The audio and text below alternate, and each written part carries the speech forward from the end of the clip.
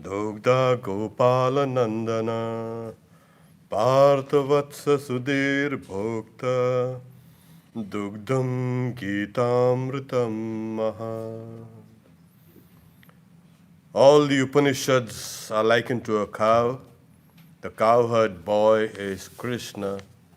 The calf is Arjuna. People of purified intellect are the drinkers of the milk, and the milk is the supreme nectar called the Bhagavad Gita. Chapter 5, verse 11.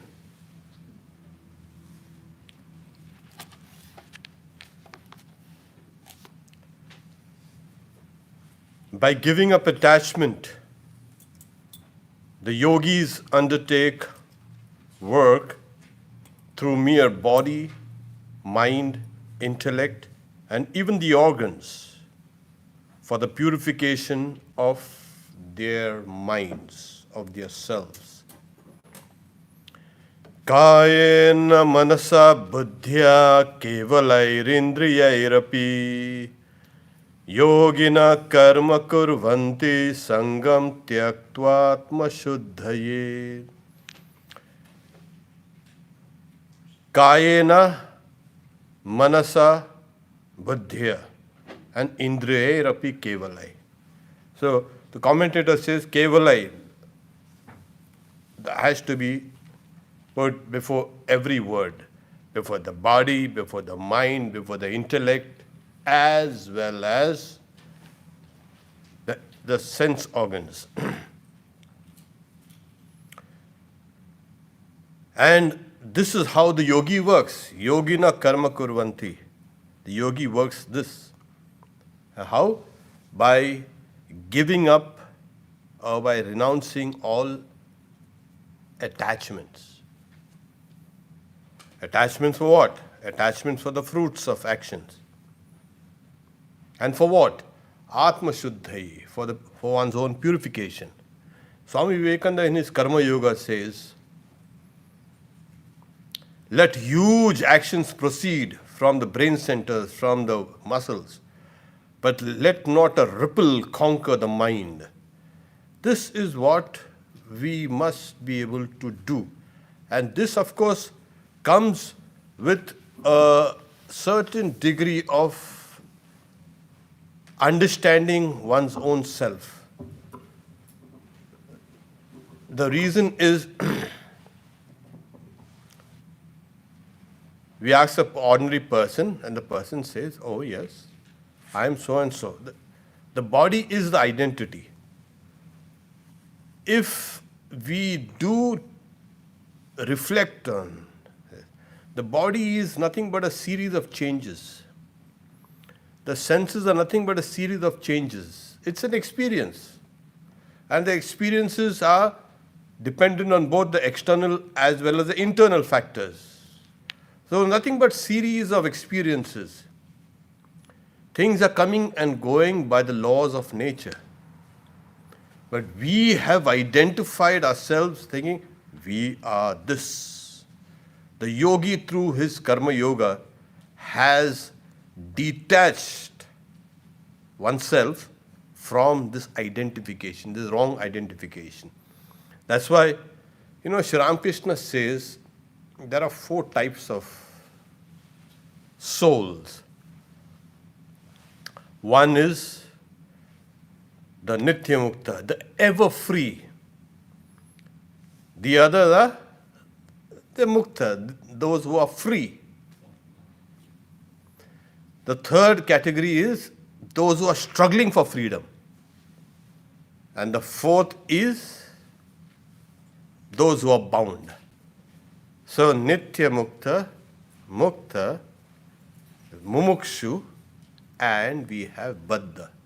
So Sri Ramakrishna gives an example of a fisherman casting his net. There are some fish will never get into that net at all. Before the net even falls, that fish has gone off. These are the Nitya Muktas. There are others who struggle a little and become free. They are the Muktas. The other fish, they will struggle and struggle and struggle while the net has fallen down. They will struggle. And there are the ones who quietly keep quiet and they go down deep and wait.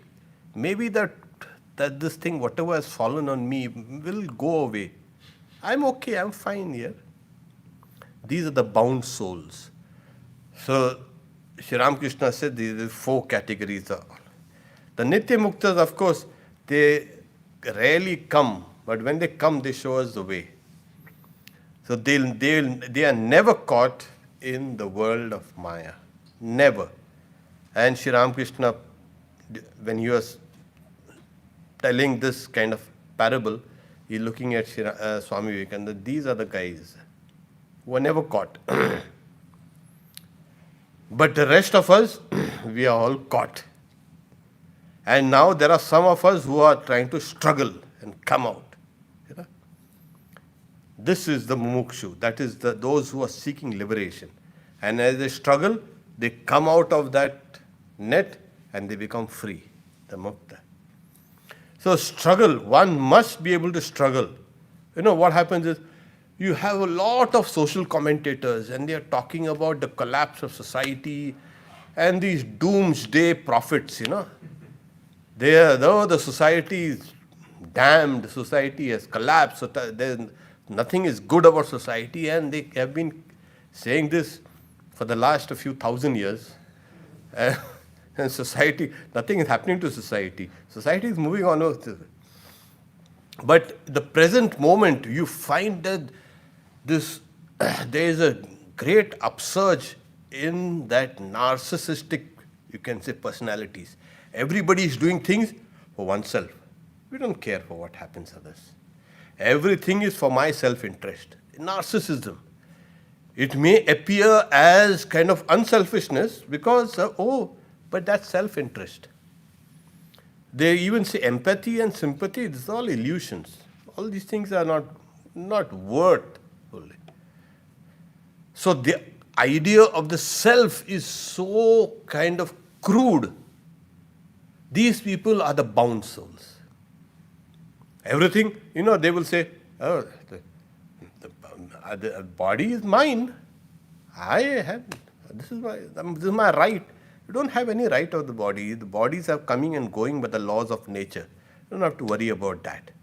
As if you can claim possession on anything in this world. You can't.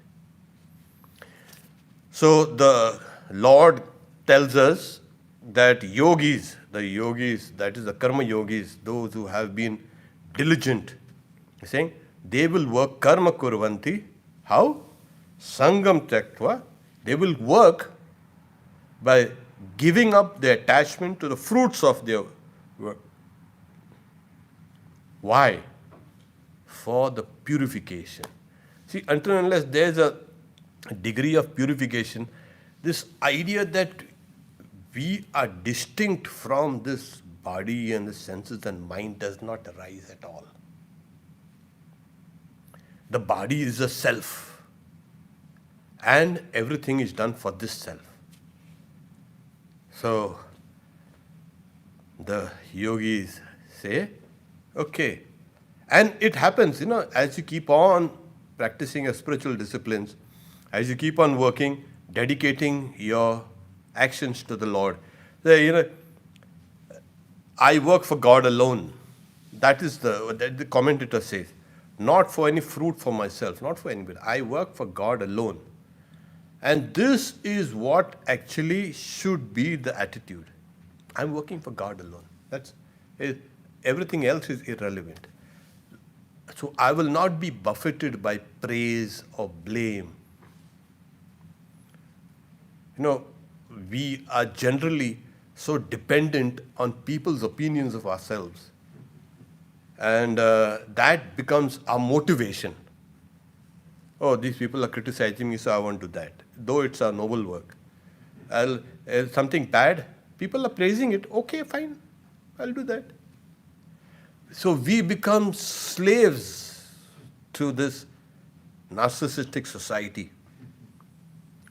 And once you understand that, no, I'm doing all actions for God.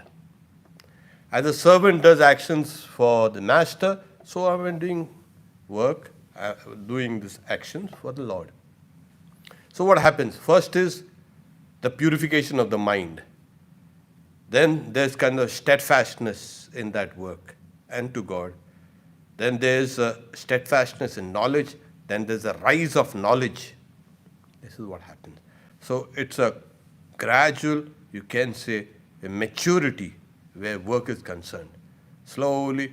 And it's not any particular work, all work. If you can do all works correctly as a dedication to God, and what happens is, you see, this universe is a very large place. This world is a very large place. Nobody has really been able to understand what this world is. From the lowest to the highest, there's a huge wheels within wheels. How complex, how complicated it is. How the whole thing is run, nobody knows. Philosophers, they will sit down in their chairs and cook up something. It's mostly their own thoughts in their own brains. And they are far off the mark. When we really understand how the workings of the world are there, how everything is so balanced and how everything is so kind of fine-tuned, you understand what is this power that is making all this possible.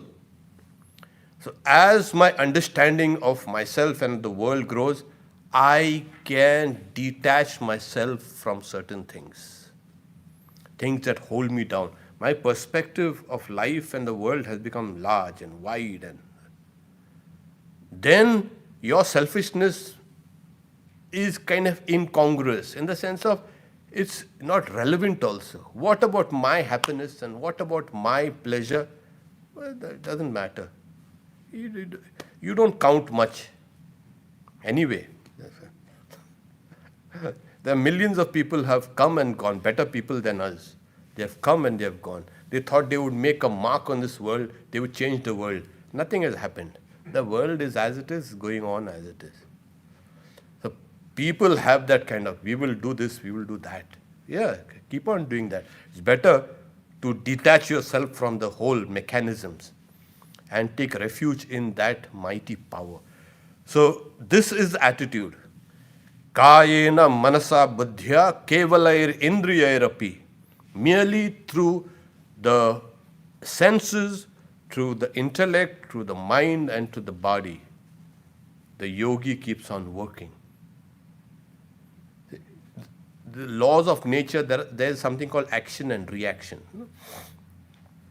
The laws of nature, the laws of motion, and so many laws of physical, biological, chemical, and so many laws and laws and laws. People are discovering newer and newer and newer laws. And naturally, they will discover, and they are discovering that, okay, things are happening by themselves. You don't have to break your head over certain things. So this person will work with a mind dedicated to God and with that sense of maturity that makes one feel, I am separate from the conglomerate of this body and mind. The foolish person will say, this is me. A mature person will say, this is not me in its totality. There is something more to me than this. And there is something more to what people see me. People, they see only a part of you, and then they pigeonhole you in a particular place. Oh, this is what a person is. No. You know that you are greater than those people's opinions and readings and impressions about you. So similarly, your own feelings about yourself will gradually grow larger and larger. You know yourself as greater than what appears as you. That is the stage where you start pulling back from this kind of constant, you can say, engagement with this identification. So these are categories of existence, categories of experiences. What? The body, kayena, manasa, buddhya, kevala. These are the categories of existence.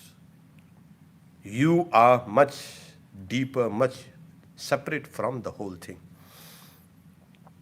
So, sangam tyaktva, being detached from the fruits of actions. Is it possible? Yes, it is perfectly possible. When you see all these great souls, you find that there is a kind of a air about them, that they are rooted in a higher reality, not in that small ego of theirs. You want to see people with rooted in their own ego? You can go out and see properly. You look properly, and you will see, oh my God. So walking egotism. And then you also see people who are by nature unselfish. They are doing things for others. You will see there's a different personality itself. Those people think differently, talk differently, walk differently. Because they are doing things for others. That's a noble thing. Then you will find people who are living in truth. You see, a few of them, because what happens is, now people don't want truth, they want facts. And facts can be interpreted the way you want it. There's nothing better. So nobody wants truth, they want facts. Say, well, but then those who really are seekers of those who want to become free, when they are working, you will see that there is a kind of a stability. They will not be thrown up or thrown down by any small wave of, you can say, sorrow or misery or joy or pain or pleasure, nothing. There is a kind of a stability in their lives. And then you will find they will be working with all energy through this instrument. These are the instruments. For Atma Shuddhaye, for one's own purification, purification of one's, you can, what is purification? Purification is nothing but a reorientation. We have been thinking differently about ourselves and the world. We have to change our perceptions. And then we have the old memories. You know, people say, oh, these old memories, these old samskaras, yeah, they are the enemies. Yeah, that's the enemies. So that's what actually you got to purify. And in the Yoga Sutras, Patanjali says, Smriti Parishuddho, when memory is purified. How is it purified?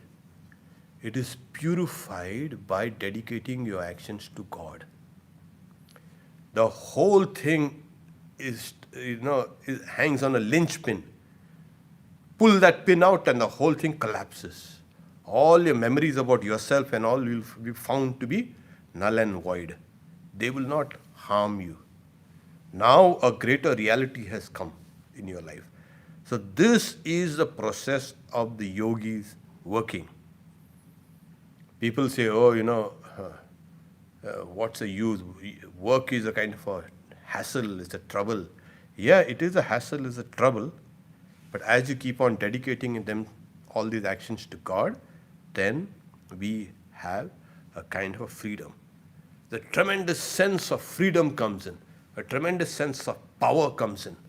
A tremendous sense of responsibilities come in. It's not that this person is trying to shrug all responsibility, nothing. That person, you can say, becomes a real person now. So long that person was not a person. Doing things like ahar, nidra, bhaya, maitunam. All these, the things that animals also do, the human beings also do. What's so great about human beings? In fact, the animals, I think, sometimes are much better than this. You see? They don't deceive people, they don't kill unnecessarily, they don't lie, they don't steal, they don't do all these things. It's the human beings with that crooked intelligence of theirs. So once that crookedness has been made straight, this is what happens. Atma Shuddha Ye. Okay. The next one, 12, chapter 5, verse 12. By renouncing the result of work, one who is engaged in karma yoga attains constant peace. One who is not engaged in karma yoga, being attached to the result under the impulsion of desire, becomes completely bound. Yukta karma phalam tyaktva shantim apnoti naishtikim. Ayukta kamakarena phale sakto nibhadyate. So there are these two, he's drawing the kind of a comparison is made between a yogi, a karma yogi, and a non-karma yogi, as a yukta and ayukta. The commentator also saying one who is imbued with faith, one who is imbued with the idea that I am dedicating all these actions to God. That person is a yukta, that person is a yogi. Okay? So this yukta, this yogi, the one who is imbued with faith and devotion, karma phalam tyaktva, by renouncing karma phala, what happens? Shantim apnoti, attains peace. Naishtikim, there are two interpretations, constant, without break. And there is also true that steadfastness in yoga, by dedicating all the actions to God, one attains peace. People want peace, And, we get a lot of these questions. How do you attain peace? How do you attain? I remember long time ago, we had just become monks and somebody had asked, have you attained peace? I said, I have not come here for peace. What? Those are peace and all, those are your ideas. I am come for liberation. Huh? So, what? Liberation is real peace. So, but peace of mind? No, peace of mind. All that peace of mind is pieces of mind. That today the mind is peaceful and calm and quiet. Next moment you will see a volcano erupting there. And after the volcano has kind of let off all that steam and lava and ash and rock and everything, quiet. And you go back to that volcano. Now everything is okay. And suddenly there's a rumbling underneath. Again it blows up. Blows up is stop. So peace, what peace? As long as one has a body, there is no peace. Take it from me. As Sri Ramakrishna says, if you have a body, you've got to pay your taxes. And what are the taxes? Disease, grief, and all these things are taxes. So you got to pay your taxes. And if you have disease and grief and all, what peace you will have? There is no peace. The peace of the body and the mind is an illusion. Real peace is the peace that comes of knowing that one is the Atman, or one is the child of God, one is a part of God. So this is what the yogi, the yukta, the one who is imbued with faith, by renouncing the fruits of actions, not actions itself, fruits of actions, attains peace. Attains that state, the high state, where I have done everything for the Lord. And we have seen so many people from the very beginning, from the very young age only, they have done everything for the Lord. And people have called them fools. They have no name and no fame and no money, nothing, no prestige. Fools, you see? See how we are so prestigious and so very nice and fine and this and that. So I have seen all these people. That is the world. Okay, see? The people who dedicate themselves to God, they're foolish. Something's wrong with their minds. They need to get examined.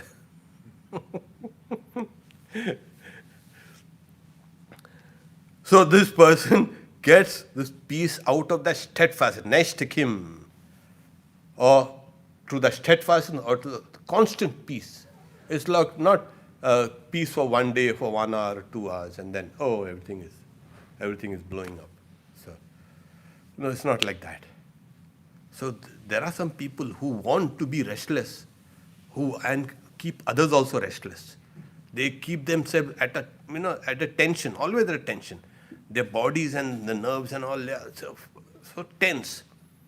And all the time they are tense, and then they spread that tension to others also. They start yelling and shouting. This is the reason why society becomes neurotic. And you see the rise in mental health issues because of this constant tension. You can take only so much. You need a little stress. You need a little tension. You need a little cortisol in your bloodstream.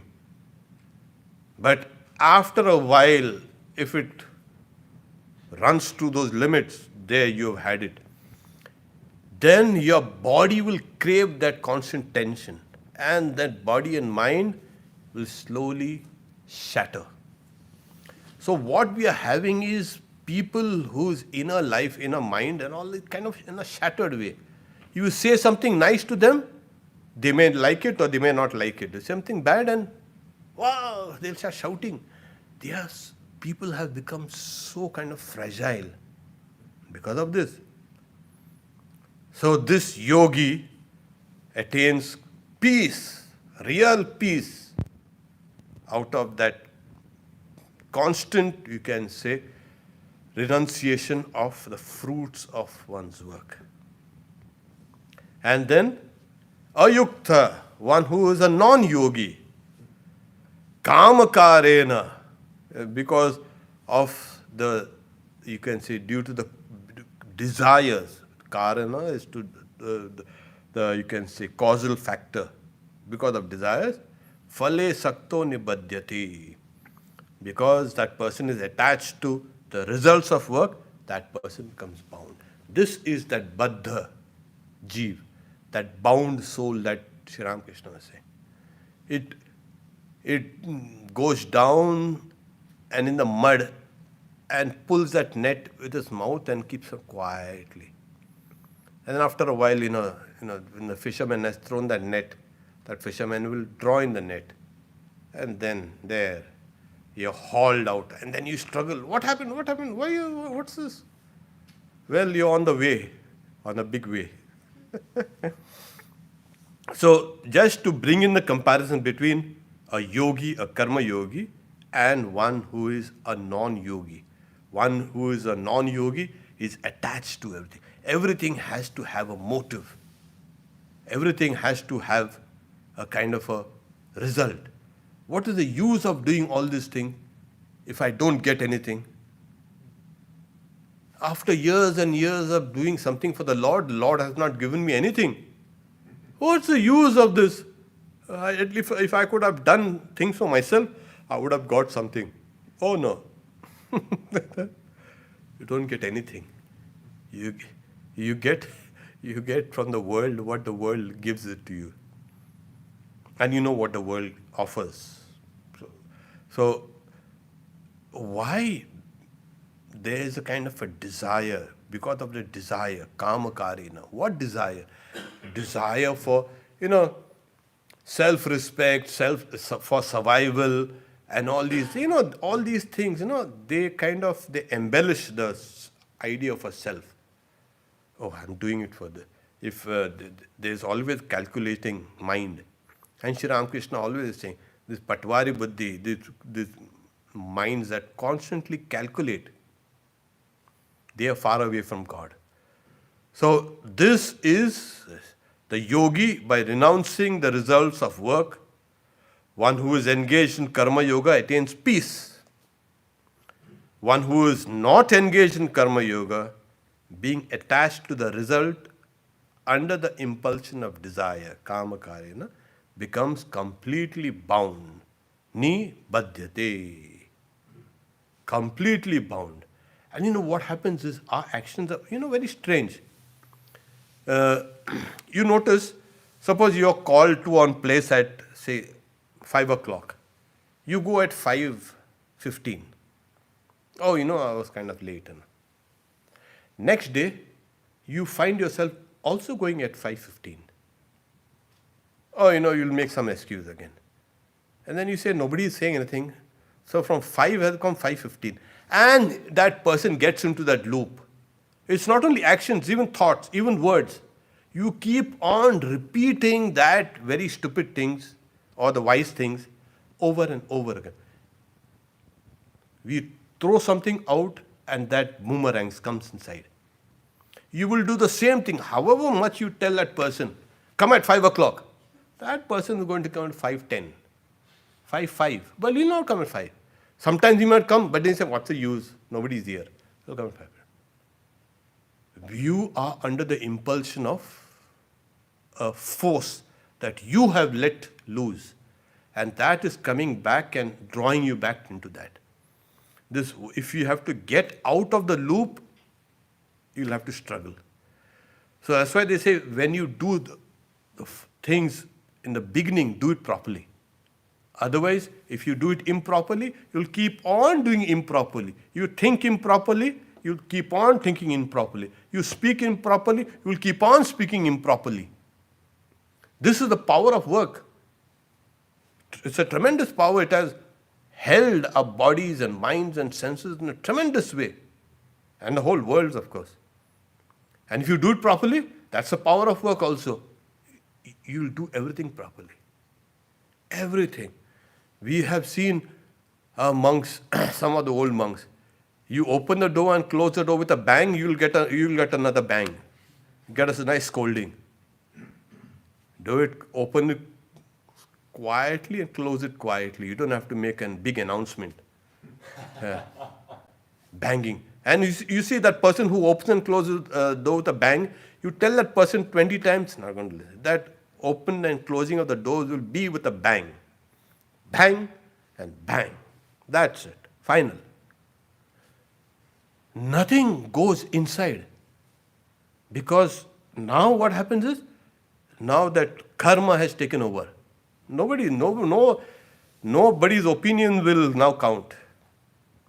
So to be vigilant, to do things properly, this is what it is. A yogi and a non-yogi. The difference between and you have to be extremely vigilant. When you get this vigilance, then you can understand the power of work that is running this whole universe. You can use the power of work to raise yourself up and become free and attain peace. We have a little time, so we can take the 13th one. 5:13.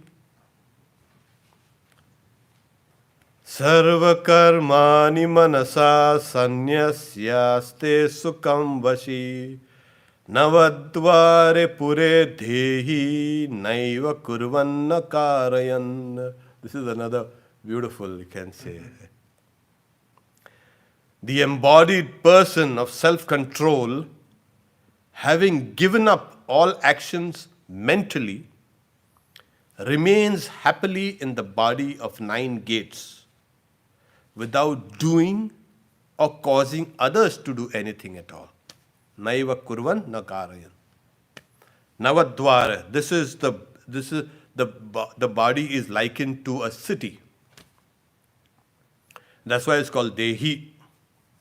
One who has a body is Dehi, Dehin. So, this person, it's always in philosophy, there's something called a parartatva. That is, you buy a house for whom? For yourself. You are different from the house. Obviously. So the house is meant for you. You are not meant for the house.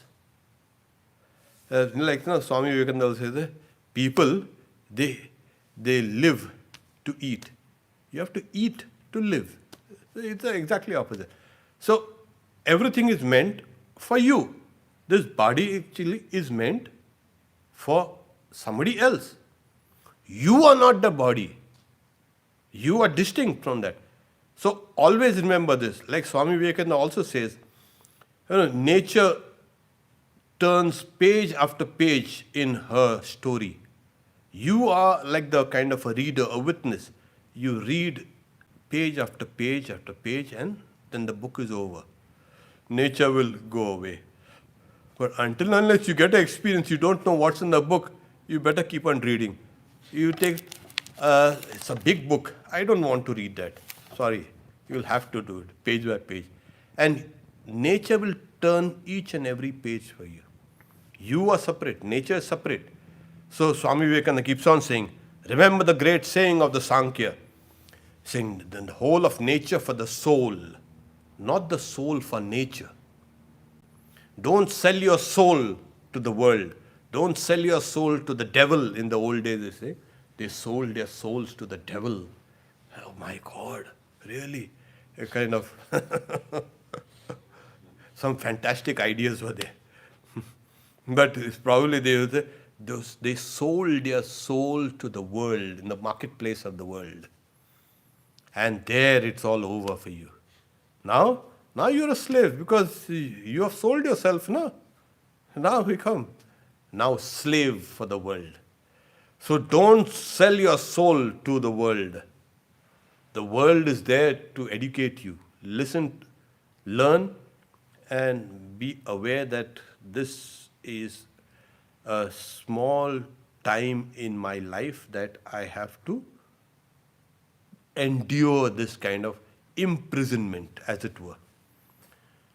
Sri Ramakrishna gives the example of a dry coconut and you can say, a tender coconut. A tender coconut, when you shake that, you'll hear the water and the husk and the shell and the water and the fruit, everything is one. It's very difficult to separate. When it becomes dry, then you can shake that, you can say coconut, and you'll hear the fruit shaking separately from the shell. It has detached itself. That detachment, the soul will learn that detachment through knowledge. And when it learns that through the detachment, then the soul is so mighty. The whole world could never have given enough to buy that soul. You were a fool and you sold it at a cheap price. You're cheaply. Nobody is buying my soul. Please, anyone around? Yeah, come. How much do you want? $100. Oh, too expensive. Give it to me $1. Okay, fine. Here you have $1. You sold your soul for $1. And this is what happens. You never understood your own market value. That you are priceless. And you did all this kind of thing. So once you start understanding that this soul is separate from the body, then what happens? Navadware pure dehi naiva kuran. That guy does not do anything, nor does he or she, that soul, make others do things. Naiva kurvanna karayan. What kind of soul is this? Oh, the soul has, everything you must understand. Whatever is gross is limited. Whatever is subtle is fine, it's more unlimited. So this is the principle of Indian philosophy. The grosser the thing, the grosser the mind is, the grosser it will go towards those objects. The more subtle the mind is, the more expansive one becomes. And it becomes more expansive, the more internal it becomes. And the more internal it becomes, then you can understand that, oh, this soul, this treasure, I will not give it away for anything. So the embodied person of self-control, Sukham, Vashi. So that Vashi, the person of self-control, Sukham, lives happily. Where? In the city of nine gates. How? By mentally giving up everything. You don't have to. Sri Ramakrishna used to say there are two types of yogis. One who do all those external paraphernalia, all the insignia and this and that, all the signs. And there are those ones who are quiet, who you will not even realize they are these. They are the hidden yogis. Sri Ramakrishna says that the whole night they will spend meditating under the mosquito net, and he will get up late, and people think maybe he never slept last night. But then whole night he was sleeping. He was a yogi. So there are hidden yogis. How do you do the differentiate between hidden yogis and yogis? These people, they mentally renounce it through the mind. They renounce the fruits through the mind, mentally. And Sri Ramakrishna emphasized this over and over and again. Your renunciation has to be mental. Don't make a big show. Don't go out and wear the sackcloths and put, ashes on your head and take a whip and whip yourself, self-flagellation, and weep and cry, I've renounced. Can't you see? Don't make a big show out of that. So there was a king, Janaka. So when they told him that here, the city, Mithila, is burning. Mithilayam puragdayam na me dhati kinchana. If the whole city of Mithila burns, nothing of Janaka burns. So he was not attached to the city. That's why he was called a Videha. He thought of himself bereft of the body. So mentally renounce. In this world, this is very important. Because even Holy Mother says, there might be an spiritual egotism. That's, I'm such a great renouncer. You see, people are not acknowledging the renunciation of mine. This world is terrible. I don't know what's happened to this world. They can't even recognize renunciation. They cannot recognize something like this. And that person gets into a trap. So mentally renounce everything. And in case you don't do it at that time, at the end of the work or end of the day, tell the Lord, this, whatever I have done, my thought, my word and deed, I'm offering myself to you. Take them. So this is a form of a powerful thought which will break every other thoughts. So Navadware Pure Dehi. Navadware means there are these 9 gates of the body, and that person, happiness, Sukham Vashi. That self-controlled person does not do anything, does not cause anything to be done. Okay. We stop here for today. We take this up again next Thursday. Om Shanti Shanti Shanti Harihi Om Tat Sat Shri Ram Krishna Arpanamastu.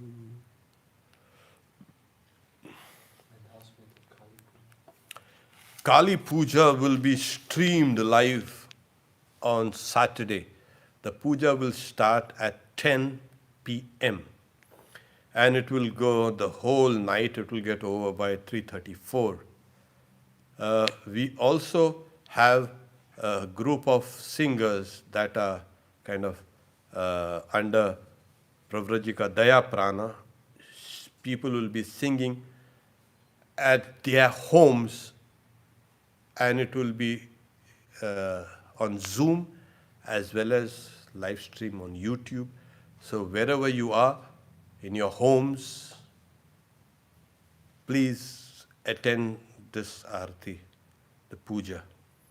So it's a puja, it's a Diwali also. This is the whole of the country, many parts in Asia, they celebrate Diwali. We'll also celebrate Diwali, the festival of lights, the festival where darkness is dispelled. Rama returns back to his city, and the city is lit up. So similarly, Kali is worshipped at this time, Amavasya, because that's the darkest part of the night in the moon. So she is worshipped there. She is a very powerful goddess. And she is a force right now in this world and in our lives. And it is during these times when we acknowledge her presence.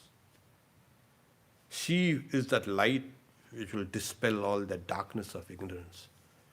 So Saturday, from 10 o'clock, from over 10 o'clock. Tomorrow, of course, we have Living Wisdom by Atma Tattvananda and Atma Vidyananda. And Sunday, we have Swami Vedarupananda, Awakening of Spiritual Consciousness. Usual time, Sunday, 11 a.m. Om Shanti Shanti Shanti Harihi Om Tat Sat Sri Ram Krishna Arpanamastu.